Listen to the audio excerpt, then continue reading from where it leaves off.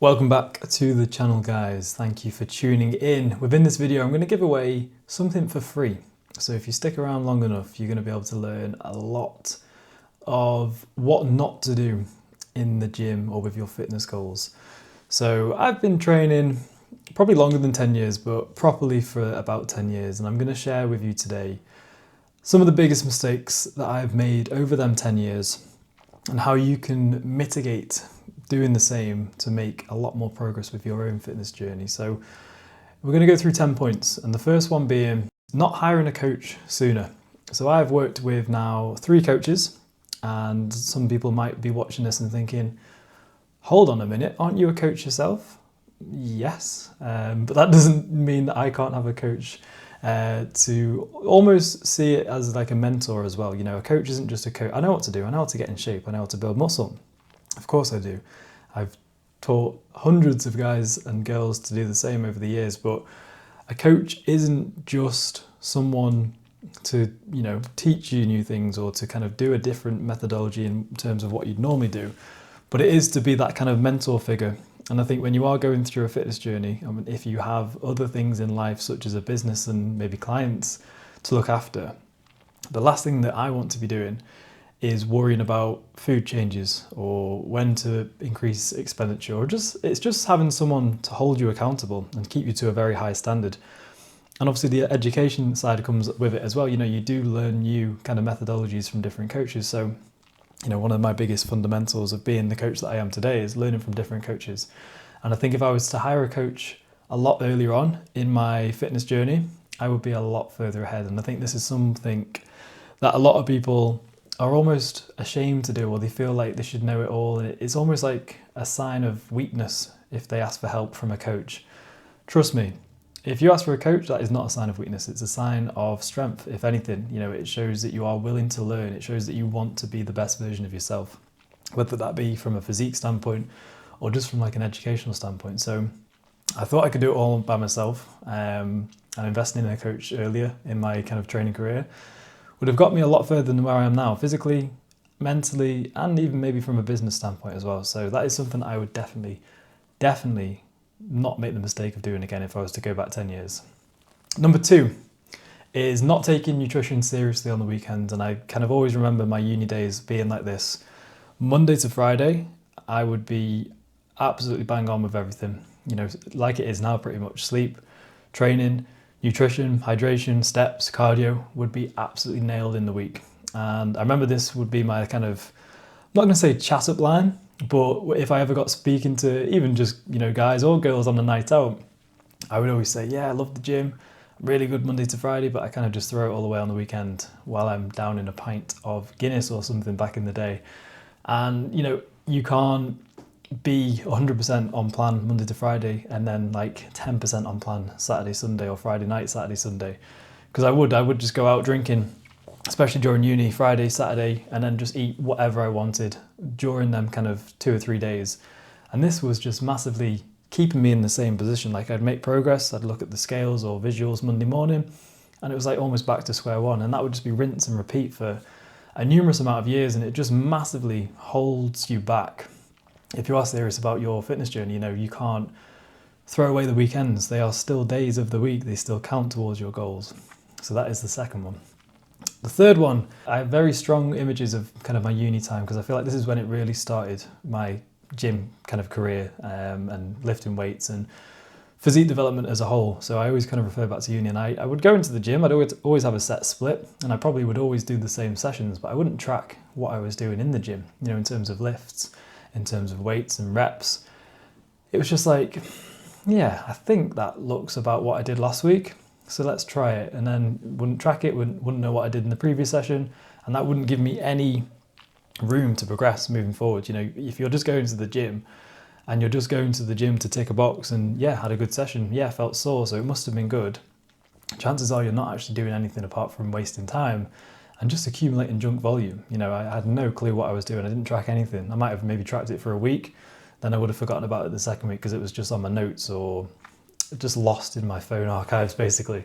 So, you know, I couldn't see the long-term picture.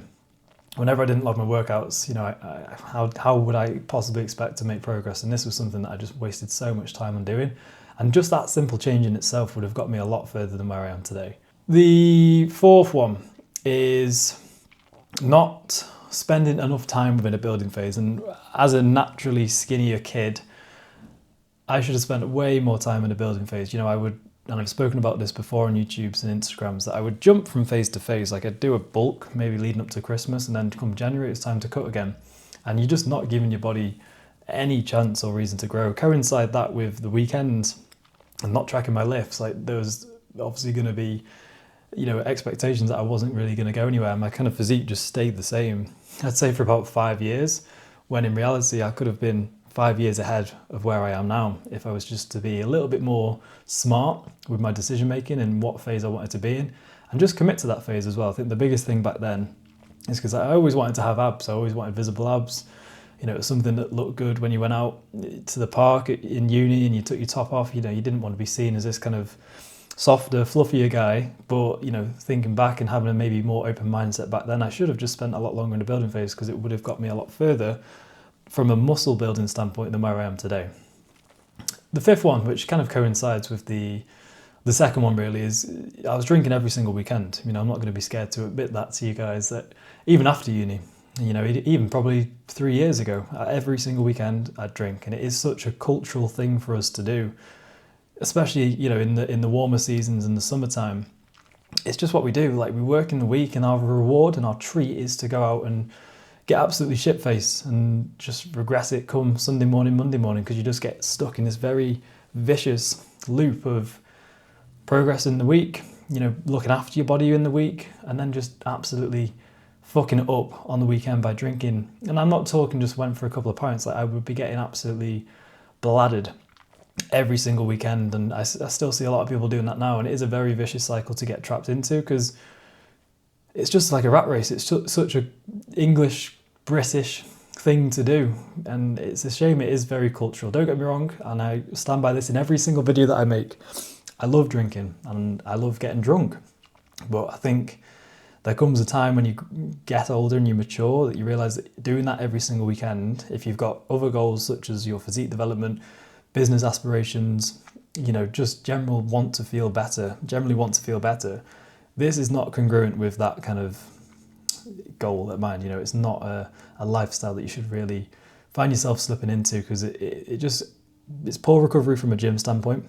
I'd be naive to say that I had the mindset at the time where I was like, nah, as long as I push through, I'll be fine. But honestly, from like a hormone standpoint and from a recovery standpoint and sleep standpoint more than anything, it was detrimental, and I wasted so much time by doing this. This is more recent.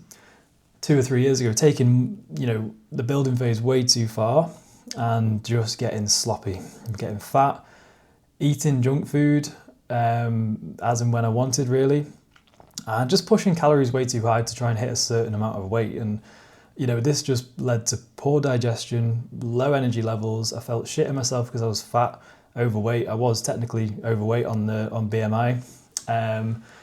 And just didn't feel good. I didn't feel like I should have been. I was like a fraud as a PT and a coach. Like, I was obese. I was coaching guys who were in much better shape than me. I thought, surely I should be setting an example here to at least look semi-decent within a building phase. And I just stupidly took it too far, wanted to chase a certain amount of scale weight being 200 pounds, and it was just unnecessary. And I was just eating for the sake of wanting the scales to jump up like 2 pounds, 3 pounds a week, when in hindsight, a slower building phase is the much more sensible and smart approach if you actually want to build muscle.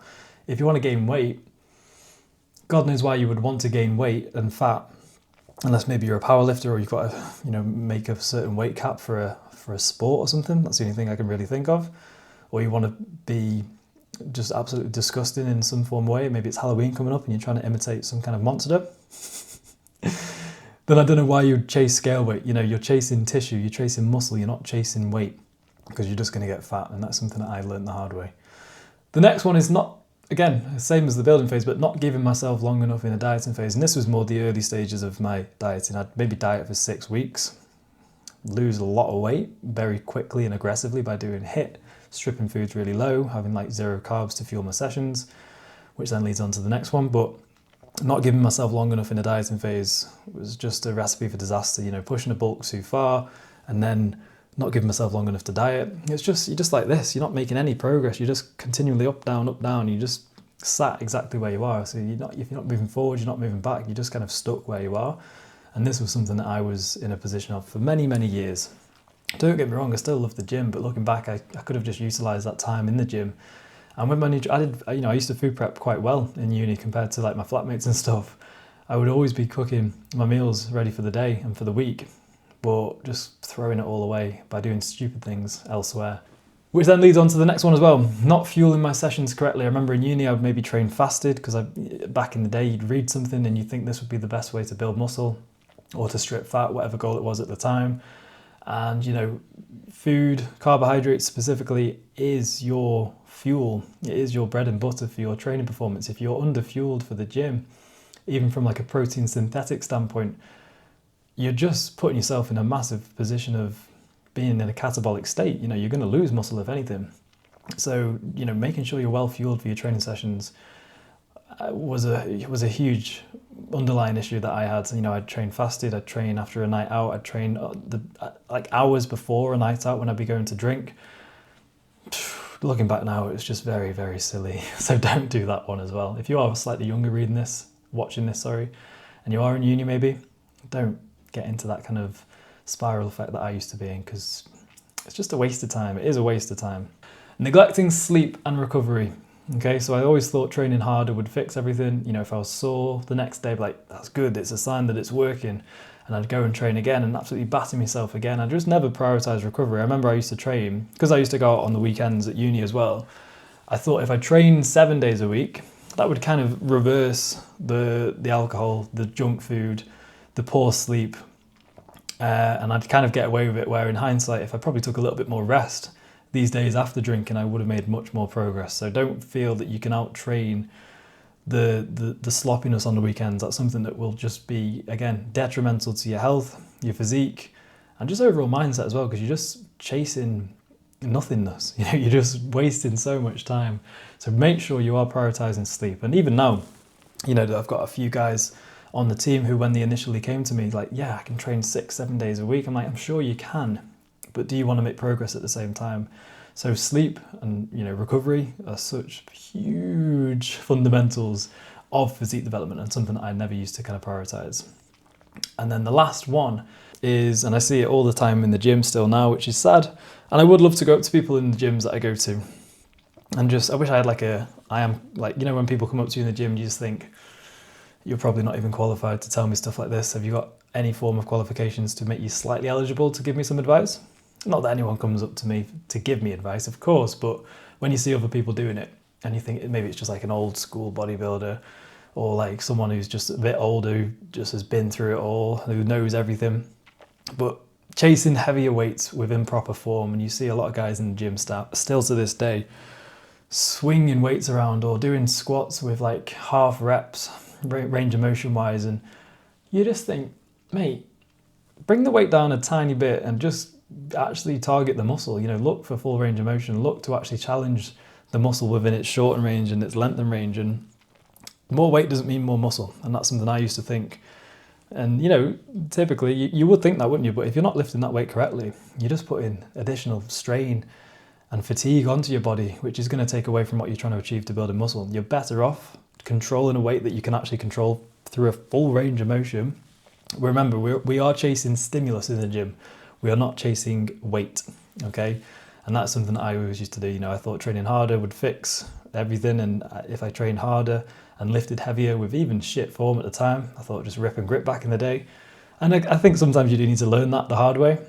Maybe not for like 5 years of your lifting career, maybe within the first 5 months, but not to chase heavy weights. Chase proper form and make sure you're actually training safely as well.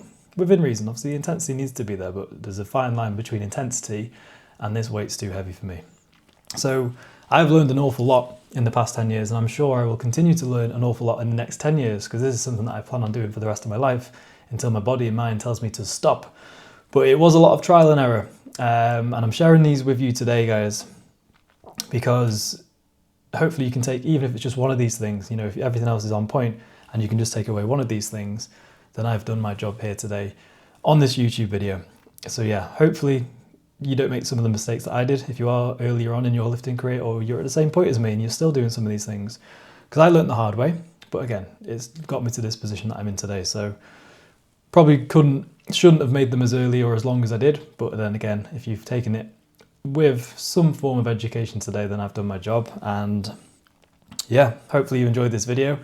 Hopefully you've enjoyed a few old training clips and old pictures of me when I was younger. And as always, hope you've liked this more raw, honest style of video. The next one will be a little bit more, should we say, cinematic. But yeah, looking forward to the next one. And thank you very much for tuning in, guys. As always, if you are new to the channel, I would massively appreciate you hitting that subscribe button. It does go a very long way. And also leave a comment below if any of these mistakes that I've made you are still doing or have done in the past yourself, because it'll be nice to know that I'm not alone out there. But yeah, anyway guys, enjoy the rest of your day and I'll catch you in the next video.